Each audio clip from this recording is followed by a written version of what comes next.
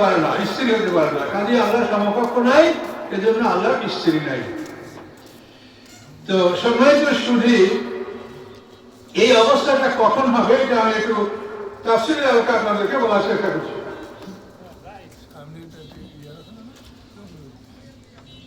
প্রথমে এলো এখানে আরো সামনে একটু যাই, তারপর আমি তাফসীরটা ধরি, তাহলে কোরআন শরীফ হাতে না নিয়ে পারবো। সামনে দেখেন পরবর্তী আয়াত, নুফিখাফিস সূর, শিঙ্গা বাজানো হবে, শিঙ্গায় ফুৎকার দেওয়া হবে, ফাসাইকা মান ফিস সামাওয়াতি ওয়া মান ফিল আরদ, অথবা বেহেশত হয়ে যাবে যারা আছে আকাশের মধ্যে, যারা আছে পৃথিবীর মধ্যে। শিঙ্গার ফুৎকারে আকাশের ফেরেশতারাও বেহুশ হবে এবং পৃথিবীতে যারা আছে তারাও বেহুশ হবে। কিন্তু ইল্লা মান শা আল্লাহ, যাদেরকে আল্লাহ ইচ্ছা করবেন তারা বেহুশ হবে না। সুম্মা নুফিখা ফিহি উখরা, এরপরে দ্বিতীয় শিঙ্গার ফুৎকার দেওয়া হবে। প্রথম শিঙ্গার ফুৎকার 40 বছর থাকবে, মাঝখানে 40 বছর বিরতি থাকবে, তারপর সুম্মা নুফিখা ফিহি উখরা, তারপর দ্বিতীয় শিঙ্গার ফুৎকার দেওয়া হবে। দেওয়ার সাথে সাথে কি হবে? ফাইদাহুম কিয়ামুন ইয়ানজুরুন, মুহূর্তের মধ্যে তারা দাঁড়াবে, সমস্ত মানুষ দাঁড়িয়ে যাবে মাঠে এবং তাকিয়ে থাকবে যে আমি কোথায় আসলাম, কোথায় ছিলাম, কি হলো। আশরাকাতিল আরদু বিনূরি রাব্বিহা, এবং সেই দিন আল্লাহ নূরের আলোকে পৃথিবীটা আলোকিত হবে। দেখেন, মানে সাত আসমান যখন আল্লাহর হাতে গুটানো থাকবে, জ্বালানো থাকবে, তখন ওই আকাশের মধ্যে চন্দ্র, সূর্য, গ্রহ, নক্ষত্র এগুলোর কোনো ফাংশন থাকতে পারে না। এই জন্য সেই দিন আল্লাহ তাআলা তার নূরের আলোকে হাসরের ময়দানটা আলোকিত করবে। আশরাকাতিল আরদু বিনূরি রাব্বিহা, উযিয়াল কিতাব, আমলনামাগুলি স্থাপন করা হবে। ওয়াজিয়া বিন নবিয়্যিনা ওয়াশ শুহাদা, উপস্থিত করা হবে নবীগণকে এবং সাক্ষীগণকে। ওয়াকুযিয়া বাইনাহুম বিল হক, এবং তাদের মধ্যে ন্যায়সঙ্গতভাবে ফয়সালা করা হবে। ওয়াহুম লা ইউযলামুন, তাদের উপরে বিন্দুমাত্র জুলুম করা হবে না। ওয়াউফিয়াত কুল্লু নাফসিন মা আমিলাত, এবং প্রত্যেক মানুষ যা করেছে তার পুরোপুরি বিনিময় তাকে দেওয়া হবে। ওয়া আ'লামু বিমা ইয়াফআলুন, এবং আল্লাহ জানেন পৃথিবীতে তারা কি করতেছিল। এই আয়াতটার তাফসীর আমি আপনাদের সামনে এখন পেশ করব ইনশাআল্লাহ। তাহলে কিয়ামত হবে দুইটা শিঙ্গার ফুৎকার। প্রথম শিঙ্গার ফুৎকারে সমস্ত প্রাণী ঘাবড়িয়ে যাবে, ভয়তে তারা এক জায়গায় জমা হয়ে যাবে। গর্ভবতী নারীদের গর্ভপাত হয়ে যাবে, দুগ্ধদানকারী মা তার বুকের সন্তানকে আছড়ে ফেলে দেবে। মনে হবে যেন সমস্ত মানুষগুলি পাগল হয়ে গেছে। আল্লাহ বলেন যে পাগল নয়, বরং আল্লাহর আযাব শুরু হয়েছে। সূরা হজের মধ্যে আল্লাহ এই কথাগুলো বলেছেন। এই কিয়ামত আমাদের সামনে, এটা হবে। কিয়ামতের আগে বড় বড় 10টা আলামত প্রকাশ হবে। তো কিয়ামতের সবচেয়ে বড় আলামত আছে আমাদের রাসূল মুহাম্মদ রাসূলুল্লাহ সাল্লাল্লাহু আলাইহি ওয়াসাল্লাম। আমাদের রাসূল যখন জন্মগ্রহণ করেছেন, আকাশে ফেরেশতা ঘাবড়িয়ে গেছে যে শেষ পয়গম্বর জন্মগ্রহণ করেছে, এই সময়টা পার হলেই তো কিয়ামত হবে। কাজে আমাদের নবী মুহাম্মদ সাল্লাল্লাহু আলাইহি ওয়াসাল্লাম কিয়ামতের সবচেয়ে বড় আলামত। তারপরেও কতগুলো আলামত আসবে। ঈসা আলাইহিস সালাম আকাশ থেকে নামবেন, তারপরে ইয়াজুজ মাজুজের আবির্ভাব ঘটবে, দাজ্জাল আসবে, তারপরে দোকান ধূম্রকুণ্ডলী, সারা পৃথিবী ধুমায় ছেড়ে যাবে। পৃথিবীতে 3টা ভূমিকম্প হবে, ভূমিধস, মাঝখানে একটা এবং 2 প্রান্তে 2টা। এরপরে দাব্বাতুল আরদ বাইর হবে, পশ্চিম দিক থেকে সূর্য উঠবে। এই আলামতগুলির কথা কতগুলি কোরআনে আছে, কতগুলি আল্লাহর রাসূল বলেছেন। এবং মেহেদীর আগমন, এটা কোরআনে নাই, এটা আল্লাহর রাসূল বলেছেন। আর দাজ্জালের বিষয়টাও সরাসরি কোরআনে নাই, কিন্তু এটা আল্লাহর রাসূল বলেছেন এবং এটা আমরা বিশ্বাস করি। আর দাজ্জাল শব্দের অর্থ কিন্তু মিথ্যাবাদী, প্রতারক, ধোঁকাবাজ। তো এখন তো পৃথিবী সব মিথ্যাবাদীতে ভরা। তো এখন এই ছোট দাজ্জালের পৃথিবী ভরা, বড় দাজ্জাল আসবে। তার ডান চোখ কানা, 1 চোখা দাজ্জাল, মাসিহিদ দাজ্জাল। মাসি মানে মিথ্যাবাদী, আবার মাসি মানে সত্যবাদী, একই শব্দ। এখানে লোগাতে আজদাদ, একই শব্দ, বিপরীত অর্থ। মাসি ঈসা, সত্যবাদী ঈসা আলাইহিস সালাম, মাসিহিদ দাজ্জাল, মিথ্যাবাদী দাজ্জাল। তো এই কিয়ামতগুলি একের পর এক আসবে ইনশাআল্লাহ। তো এই কিয়ামতগুলি বড় বড় আলামত আমাদের সামনে এখনো প্রকাশ পায় নাই। এটা আল্লাহর রশিদ রহমত। কিয়ামতের আলামতের মধ্যে পশ্চিম দিক থেকে সূর্য ওঠা এবং দাব্বাতুল আরদ বের হওয়া, এই দুইটা আলামত একদিনেই প্রকাশ করে। দাব্বাতুল আরদ হলো একটা জানোয়ার, যে কোরআনে বলা আছে আকার জালাম দাব্বাতান মিনাল আরদে তুকাল্লিমু মান নাসা কানু বিআয়াতিনা লা ইউকিনুন। এই দাব্বাতুল আরদ মানুষের সাথে কথা বলে, মানুষের সাথে কথা বলবে, কেউ তার থেকে পালাতে পারবে না। সবার চেহারার পরে সে একটা আলামত স্থাপন করবে, মুমিনদের আলামত এবং কাফিরের আলামত, এটা সে স্থাপন করবে, কেউ তার থেকে পালাতে পারবে না এই দাব্বাতুল আরদ থেকে। এই দাব্বাতুল আরদ এবং পশ্চিম দিক থেকে সূর্য ওঠা, এটা একদিনই সংঘটিত হবে এবং এই ঘটনার পরে আর কোনো মানুষের তওবা কবুল হবে না, তওবার ঘর বন্ধ হয়ে যাবে।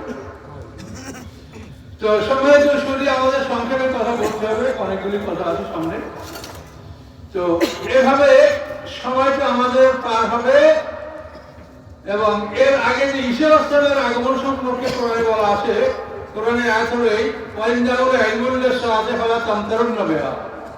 ঈসা আসলাম হচ্ছেন কিয়ামতের স্পষ্ট জ্ঞান। ঈসা আসলাম যখন আসবে তখন তোমরা নিশ্চিতভাবেই বুঝতে পারবে যে কিয়ামত খুবই নিকট।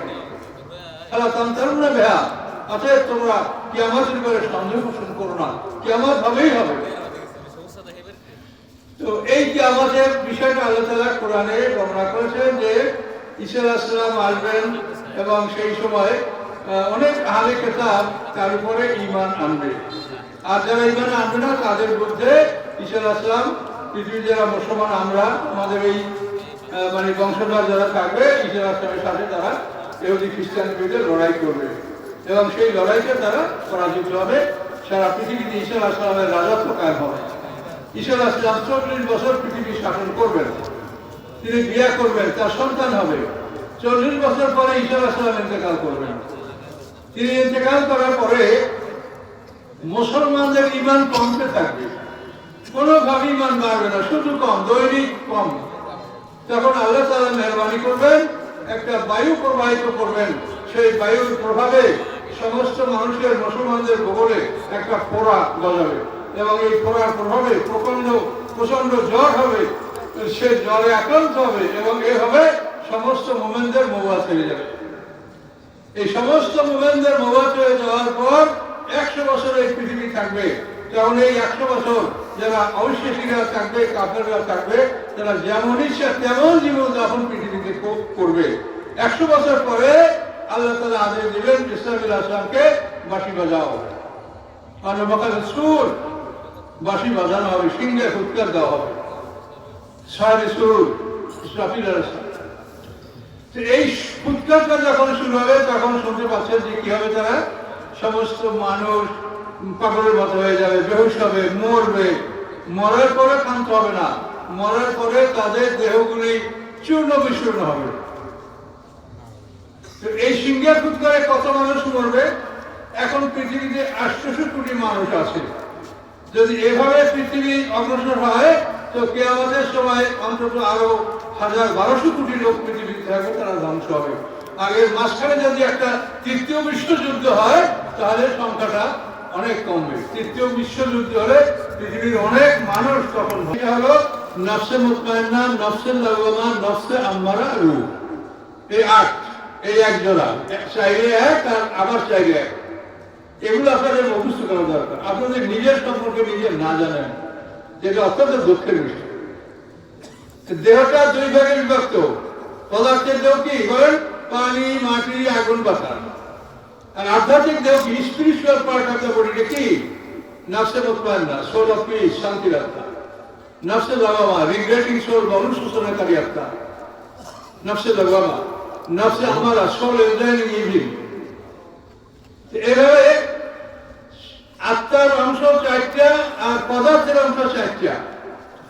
তো এগুলি পৃথক আছে। আমরা মৃত্যুর পরে পদার্থের অংশটা আমাদের হয়তো ইলিনে থাকবে না সিলিনে থাকবে। যারা নেককার তাদের দেহটা ইলিনে আল্লাহ রাখবে, ইলিন মানে উন্নত স্থান। আর যারা খারাপ তাদেরকে রাখা হবে সিজিন, সিজিন মানে কারাগার। এই দুটো জায়গায় রাখা হবে। আর পদার্থের দেহটা পৃথিবীতে থাকবে, সেটাকে আমরা সম্মানের জন্য আল্লাহ মানুষকে দাফন করতে বলেছেন। মানুষ অন্য কোনো প্রাণীর খাবার না। এটা গরু মহিষ মারা গেলে তাকে শিয়ালে কুকুরে শকুনে খায়, মানুষকে এরকম আল্লাহ তাআলা কোনো পশুর খাদ্য করেন নাই, সম্মানের সহিত তাদেরকে দাফন করতে আল্লাহ বলেছেন। তো দাফন করার পর যখন আমরা হারিয়ে যাই, তখন আমাদের এই দেহটা কোথায় যায়? পানির অংশ পানির সাথে মিশে যায়, মাটির অংশ মাটির সাথে মিশে যায়, তারপরে তাপের অংশ তাপের সাথে মিশে যায়, বায়ুর অংশ বায়ুর সাথে মিশে যায়, অর্থাৎ পদার্থের সাথে আমরা মানে বিলীন হয়ে যাই, পদার্থের মধ্যে আমরা থাকছি। তো ইসরাফিল আসলামের সিংহে ফুৎকারে দুইটা কাজ হবে। এই যে বিক্ষিপ্ত দেহের অংশগুলি, এগুলি পানি মাটি আগুন বাতাসে সিংহার ফুৎকারে ঘুরপাক খাবে ঘুরপাক খাবে, ঘুরপাক খেয়ে সব মাটির অংশটা একত্রিত হয়ে যাবে, এক জায়গায় জমা হয়ে যাবে। এর এক কাজ। দুই নম্বর কাজ হলো সলিড দেহ, যে সমস্ত নবী অলি শহীদ যাদের দেহ পচে না, এই সলিড দেহগুলি এগুলি ভেঙে ফেলা হবে সেদিন। এই সলিড দেহগুলি হাসরের ময়দানে সিংহার ফুৎকারে ভেঙে যাবে। কেন ভাঙবে? যে এই দেহের মধ্যে, আমাদের এই প্রত্যেকের দেহের মধ্যে যে ফরেন বডি আছে, ফরেন বডি মানে মায়ের পেট থেকে জন্মগ্রহণ করছি আমরা যে দেহটা নিয়ে, এটা হলো অরিজিনাল বডি। আর দুনিয়ার খাদ্য গ্রহণ করার পরে আমাদের যে দেহটা বাড়তি হয়েছে 50, 60, 70, 80, 100 কেজি, এটা হলো ফরেন বডি। তো হাসরের ময়দানে আমাদের এই ফরেন বডিটা থাকবে না, এটা ভেঙে এই আমরা কি খেয়ে আমাদের দেহটা হয়েছে, কতটা হাঁস, কতটা মুরগি, কতটা ছাগল, কতটা গরু, কতটা ভেড়া, কি কি খেয়েছি, এই আমাদের দেহ থেকে সব ডিটেলস বের করে ফেলা হবে। বের করে এগুলি দ্বারা আবার ওই পশুগুলি ছোট্ট আকারে সৃষ্টি করা হবে, আর আমরা ছোট্ট আকারে হাসরের মাঝে উঠবো। কামা বাদাকুম তাউলুন, প্রথম তোমরা যেভাবে সৃষ্টি হয়েছ, দ্বিতীয়বার তোমাদেরকে ওভাবেই সৃষ্টি করা হবে, পরিষ্কার করে নেয়। তাহলে আমরা ছোট্ট এবং উলঙ্গ হাসরের ময়দানে উঠবো। কিন্তু একটা জিনিস মনে রাখবেন, সমস্ত মানুষ হাসরের ময়দানে ছোট্ট এবং উলঙ্গ উঠবে, কিন্তু আদম হাওয়া এই দুইটা মানুষ কাপড় পরা অবস্থায় উঠবে, বড় মানুষ এবং কাপড় পরা। তার কারণ তাদেরকে আল্লাহ তাআলা ছোট্ট এবং উলঙ্গ সৃষ্টি করেন নাই, তাদেরকে আল্লাহ নিজেতে বানিয়েছেন।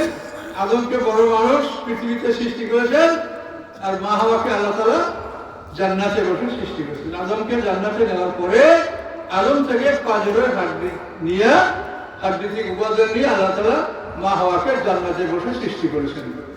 এই যে সৃষ্টির ব্যবধানটা, যে আমরা পুরুষ জাতি, পিতা জাতি, আমাদের সৃষ্টি হয়েছে মাটিতে। আদম আলাইহিস সালামকে আল্লাহ তাআলা মক্কা এবং তায়েফের মাঝখানে দোহনা নামে জায়গায় আদম আলাইহিস সালামকে আল্লাহ তাআলা এই তার মাটির পুতুলটা, মাটির দেহটা তৈরি করছে, এরপরে তার মধ্যে রূহ ফুঁকে দিয়েছে। তাহলে আমাদের আদম আলাইহিস সালাম এবং এক কথায় আমাদের পিতা জাতি, আমরা মাটিতে সৃষ্টি হয়েছি, আর নারী জাতির সৃষ্টি হয়েছে জান্নাতে, বেহেশতে।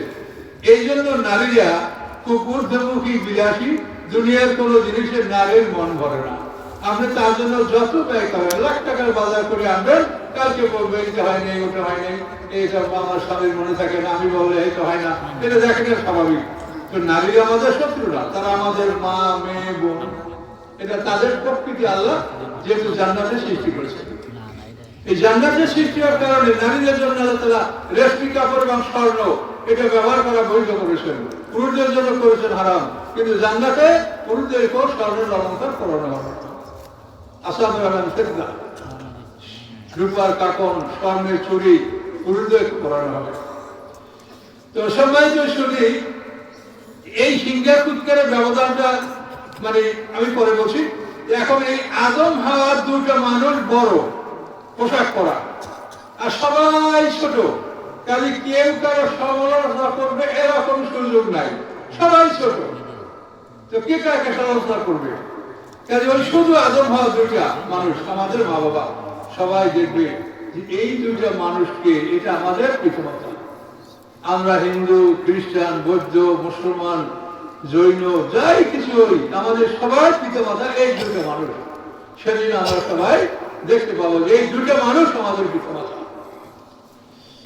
সম্মানিত শুধু এই এই কথা হলো দ্বিতীয় সিংহার ফুৎকারে, কিন্তু প্রথম সিংহার ফুৎকারে আমাদের অনেক কথা বাকি আছে। শুধু এতটুকু আমরা জানলাম যে সিংহার ফুৎকারে, প্রথম সিংহার ফুৎকারে দুইটা কাজ হবে। একটা হলো আমাদের বিক্ষিপ্ত দেহগুলি একত্রিত হবে, দুই নম্বর হলো শরীর দেহগুলি ভেঙে ঘুরাঘুরা করে তার থেকে ফরেন বডি বের করে কি খেয়ে আমাদের দেহটা, ওই প্রাণীগুলি আল্লাহ এভাবে সৃষ্টি করবে। আল্লাহ সবকিছু করতে পারে, কিন্তু আমাদের জ্ঞান দেওয়ার জন্য, বোঝানোর জন্য, আল্লাহ তাআলা তার কুদরতের নিদর্শন প্রকাশ করার জন্য আল্লাহ কিন্তু বিভিন্ন ভাবে কাজগুলো করেছে। এখন এই আছে, আপনি কি দেখলেন? প্রথম সিংহার ফুৎকারে বেহুশ হবে